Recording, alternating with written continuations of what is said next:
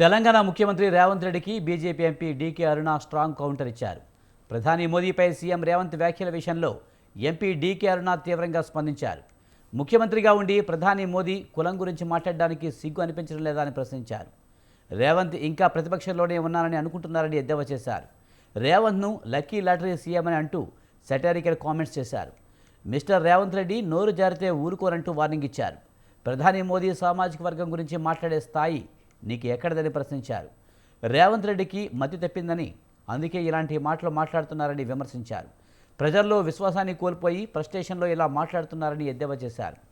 ప్రజల దృష్టిలో మరల్చడానికి ఇలాంటి చిల్లర కామెంట్స్ చేస్తున్నాడని మండిపడ్డారు.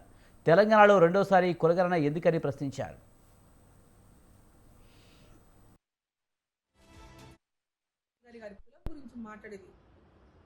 మీరు మోసగాళ్ళు. నరేంద్ర మోదీ గారి వాళ్ళ దేశంలోనే కాదు, ప్రపంచ దేశాలు అన్నింటిలో కూడా భారతదేశం యొక్క కీర్తిని ప్రపంచ పటంలో మొదటి స్థానంలోకి తీసుకుపోవాలని ఆయన పడుతున్నటువంటి తపనను చూసి వాళ్ళ దేశ ప్రజలంతా కూడా భారతీయ జనతా పార్టీ ఉండాలి, నరేంద్ర మోదీ గారు ఉండాలి, ఈ దేశం యొక్క కీర్తి ప్రపంచ వ్యాప్తంగా పాకాలే.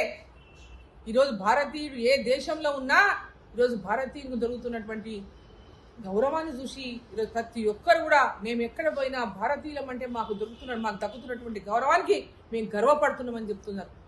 మీరు ఓర్చుకోలేకపోతున్నారు అవన్నీ చూసి.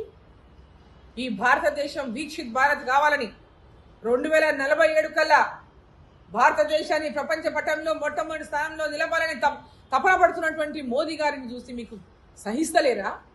ప్రజలు చూపిస్తున్నటువంటి ఆదరణను చూసి సహిస్తలేరా? ఒక రాష్ట్ర ముఖ్యమంత్రిగా మర్యాద ఏంటో తెలుసుకోండి, ఏ విధంగా వ్యవహరించాలో నేర్చుకోండి, భాష తీరు మార్చుకోండి, పరిపాలనా తీరును నేర్చుకోండి. మోదీ గారిని చూసి ఏ విధంగా పరిపాలించాలో నేర్చుకోండి.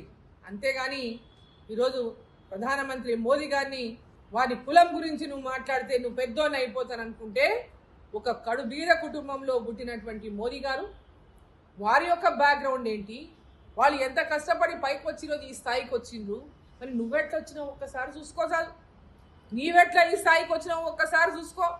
వారికి నీకు అసలు పోలికెక్కడా? ఏదో లక్కీ డిప్ తగిలి నువ్వు ముఖ్యమంత్రి అయినావు. అసలు ముఖ్యమంత్రి పదవికి నువ్వు అర్హుడవా? నువ్వు? కాంగ్రెస్ పార్టీకి గతి లేదు, మిమ్మల్ని కూసబెట్టినాడా? ఈరోజు అధికారాహంకారంతో విర్రవీగిపోకు రేవంత్ రెడ్డి గారు. మర్యాద గౌరవం అనేది ఇచ్చి పుచ్చుకోవడం నేర్చుకోండి.